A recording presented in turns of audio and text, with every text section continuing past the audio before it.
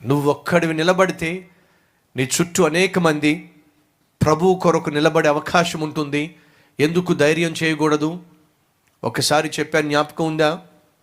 ఒక కుర్రవాడు ఆర్మీలో జాయిన్ అయ్యాడు. అతడు ఆర్మీలో జాయిన్ కాక మునుపు ఒక అలవాటు ఉండేది. ఉదయమునే లేచి ప్రార్థన చేయాలి, బైబిల్ చదవాలి. పడుకోబోయే ముందు ప్రార్థన చేయాలి, బైబిల్ చదువుకొని ప్రార్థన చేసుకోవాలి. కానీ ఆర్మీలో జాయిన్ అయిన తర్వాత వాళ్ళ వసతి గృహములో ఉన్నప్పుడు ఆలోచిస్తూ ఉన్నాడు, ఇప్పుడు వీళ్ళందరూ రకరకాల రాష్ట్రాల నుంచి వచ్చారు, రకరకాల భాషలు, రకరకాల విశ్వాసాలు.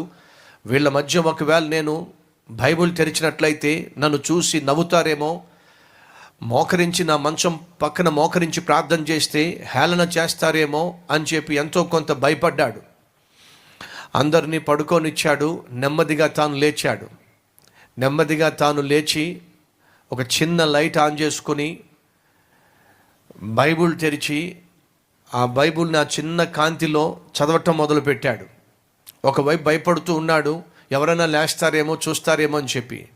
అలా భయపడుతూనే తన భయాన్ని జయించి లేచి బైబిల్ ఎదుట మోకరించి చదవటం మొదలుపెట్టాడు.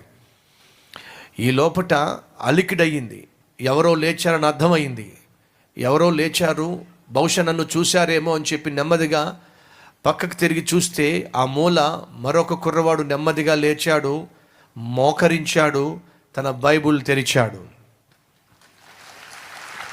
ఈ లోపట కాసేపు అయ్యేసరికి మరొక శబ్దం వినిపించింది. ఏమిటని చూస్తే మరొక మూల మరొకడు లేచాడు, నెమ్మదిగా తన బ్యాగ్లోంచి బైబిల్ తెరిచాడు, ఆ బైబిల్ ముందు మోకరించాడు.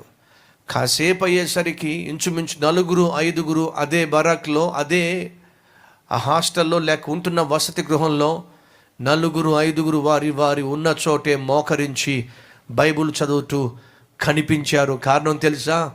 ఒక వ్యక్తి ధైర్యము చేసి తన విశ్వాసాన్ని కనపరిచాడు. ఒకవేళ నువ్వే ధైర్యముగా నీ విశ్వాసాన్ని కనపరచటానికి దేవుని చేత ఏర్పరచబడిన వ్యక్తివేమో, ధైర్యంగా క్రీస్తు కొరకు సాక్షిగా జీవించు.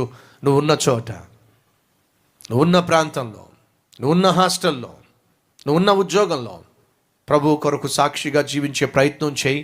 నిన్ను చూసి అనేకులు నీ వలే జీవించటానికి, నీ వలే క్రీస్తును సేవించటానికి, నీ వలే ప్రభువును ప్రేమించటానికి, తమ ఆత్మీయ జీవితాన్ని కనపరచడానికి లేస్తారేమో. నీ వలే వారు కూడా రోషము కలిగి ప్రభు కొరకు జీవిస్తారేమో. ఎందుకు దానియేలు వలె నువ్వు కూడా ఇతరులకు మాదిరిగా ఉండకూడదు? ఒక్కసారి ఆలోచించు.